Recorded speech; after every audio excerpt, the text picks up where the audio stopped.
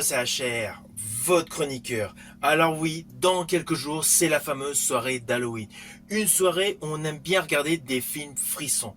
Et bien justement, pour vous, j'ai préparé une liste de 13 films. Oui, vous avez bien entendu, 13 films où vous pourrez faire votre choix pour passer votre soirée d'Halloween en famille ou entre amis. Ceci dit, il y a deux films cultes selon moi que je n'ai pas incorporés dans cette liste car c'est assez habituel de les proposer pour cette fameuse soirée. Mais je tiens quand même à les citer en préambule. Il s'agit du cultissime film d'Alfred Hitchcock sorti en 1960, Psychose, et le cultissime film horrifique de William Friedkin sorti en 1973, L'Exorciste. Selon moi, ce sont deux films topissimes pour passer une soirée frisson. Ceci dit, avant d'aller dans mon explication sur les 13 propositions de films, je tiens à vous préciser qu'actuellement, au cinéma, il y a un film à voir en cette période. Il s'agit du film Les Intrus numéro 2, ou d'ailleurs prochainement sur ma chaîne YouTube Achat Movie Fan, je vous ferai mon retour. Parallèlement, sur Netflix, il y a un film indonésien dans le registre des zombies qui est incontournable, qui a pour titre The Elixir. Il est en ligne depuis le 23 octobre dernier et assure une bonne dose de frisson. Alors l'histoire est extrêmement simple.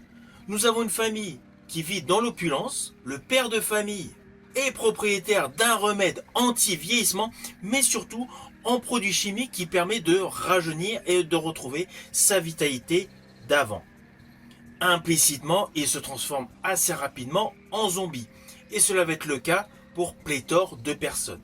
Alors dans ce film, il y a un contraste assez saisissant. Il y a le côté familial, bon enfant, bonne humeur, et le côté zombie. Alors l'histoire est extrêmement simpliste, l'histoire est extrêmement classique. Il n'y a pas de retournement de situation. Mais en tout cas, tout ce qui est effet make-up et VFX assure une bonne dose de frisson. Alors oui, c'est un film vraiment pour les amateurs du gore et du zombie. Mais sachez que ce film a une rythmique assez dense. Le réalisateur Kimo Stumble a parfaitement réalisé son film. Mais ceci dit, ce n'est pas le plus grand film d'horreur de tous les temps. Mais voilà, je voulais vous le citer en préambule, car sans aller au cinéma, au moins sur Netflix, il y a un film pour cette soirée d'Halloween.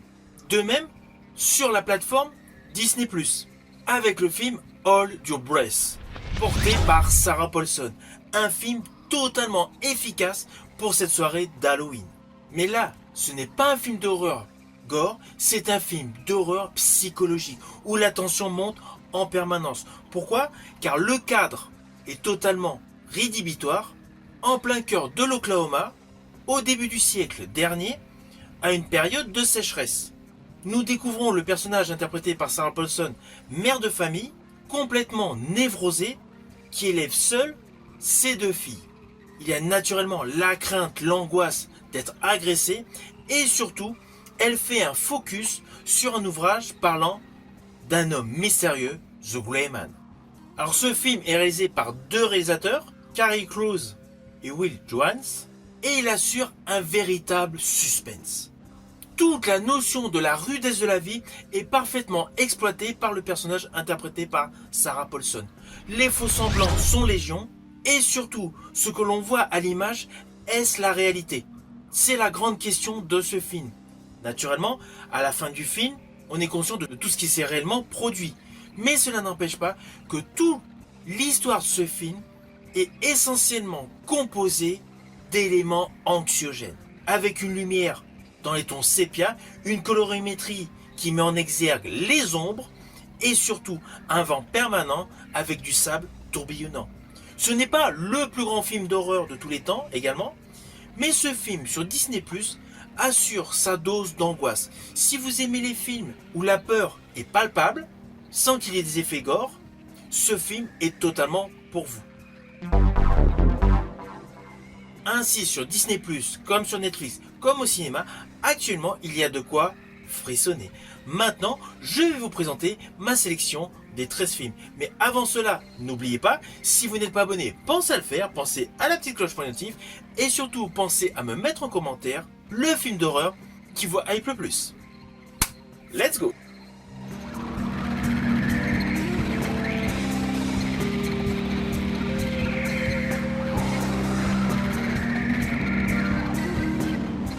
Le premier film que je vous propose est le film Les Autres, porté par Nicole Kidman.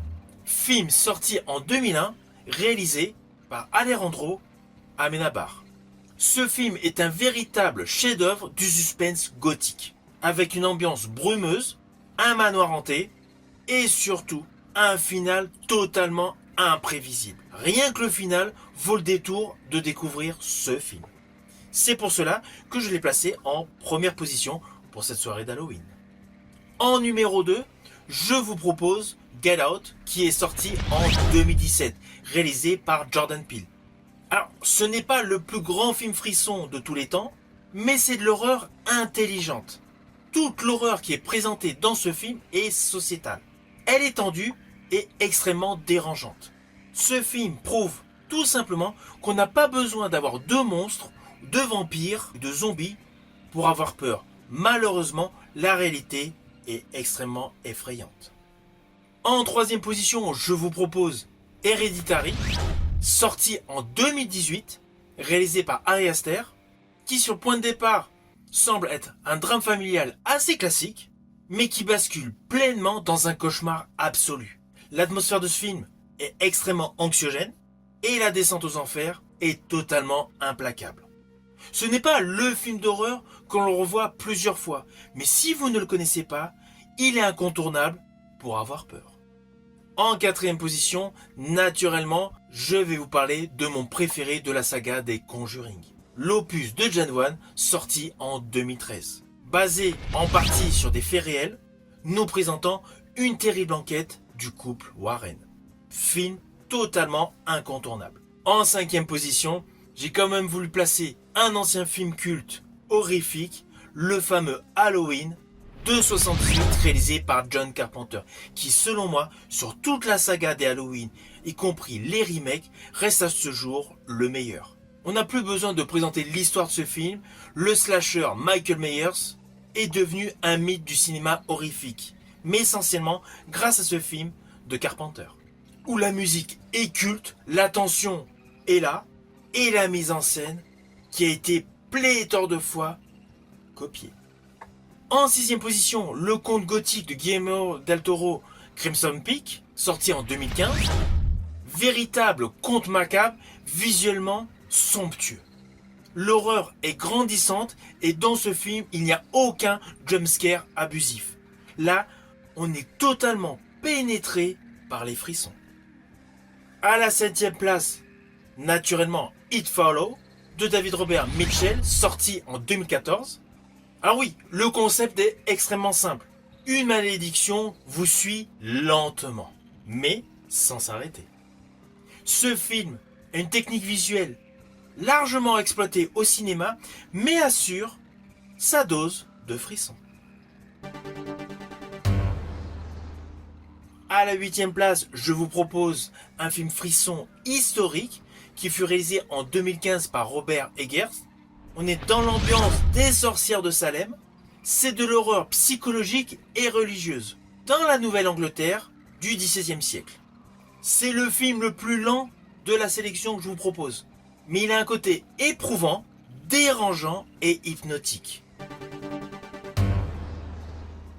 À la neuvième place, nous allons descendre côté frisson, mais plus vers un film où il y a la psychologie et le mental qui jouent. Je pense à Sixième Sens, réalisé par Shyamalan en 99, porté par Bruce Willis. Ce film est un véritable classique du paranormal avec un scénario extrêmement carré. Les twists sont saisissants, mais même une fois que nous connaissons le final, on prend pleinement plaisir à le revoir. À la 10e position, The Ring, la version américaine de Gore Verbinski, sorti en 2002. Film qui nous présente l'histoire d'une cassette vidéo maudite. C'est clair, au jour d'aujourd'hui, où pléthore de personnes ne connaissent pas du tout les cassettes vidéo, c'est assez amusant. Mais bon, c'est un film à voir, car il présente une enquête poisseuse et envoûtante autour de cette cassette vidéo hantée. Selon moi, c'est l'un des rares remakes américains intéressants à ce jour. Il est ultra efficace. À la 11e place, Midsommar, d'Ari Aster, sorti en 2019. Alors là, ce film est largement suréclairé.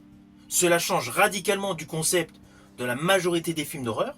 On y retrouve des rituels païens, des fleurs, tout un côté chatoyant, mais naturellement avec un côté horrifique, des sacrifices. Ce film est totalement perturbant. À la 12e place, un autre film de slasher, Scream, réalisé par Wes Craven en 96, largement inspiré d'Halloween. C'est un film à la fois fun et sanglant, extrêmement moderne, et il a eu plusieurs séquelles. Mais ce film est selon moi une pépite du registre cinéma-horreur. Car tout en faisant peur, il y a pléthore de références au 7e art. Et à la 13e place, l'ultime place, j'ai voulu vous proposer un film totalement délirant, qui mélange tous les styles horrifiques, qui est à la fois fun, à la fois bourré d'effets spéciaux, mais surtout qui mélange l'horreur classique et la SF. Je veux parler naturellement du film La cabane dans les bois, réalisé par Drew Goddard en 2012. Perso, j'adore ce mélange de comédie noire, d'horreur classique, d'SF et surtout, malgré les morts, de bonne humeur. Alors pourquoi j'ai mis ce film en dernier? Tout simplement parce qu'il ne faut pas oublier que la soirée d'Halloween est avant tout une soirée pour s'amuser, soit en famille, soit avec des potes. Donc autant regarder, terminer la soirée par un film d'horreur où l'amusement, la rigolade, les frissons, les jumpscares se côtoient naturellement. J'espère tout simplement que parmi ma proposition de 13 films, vous trouverez votre bonheur pour frissonner en fêtant Halloween. Je vous dis à bientôt pour une prochaine vidéo.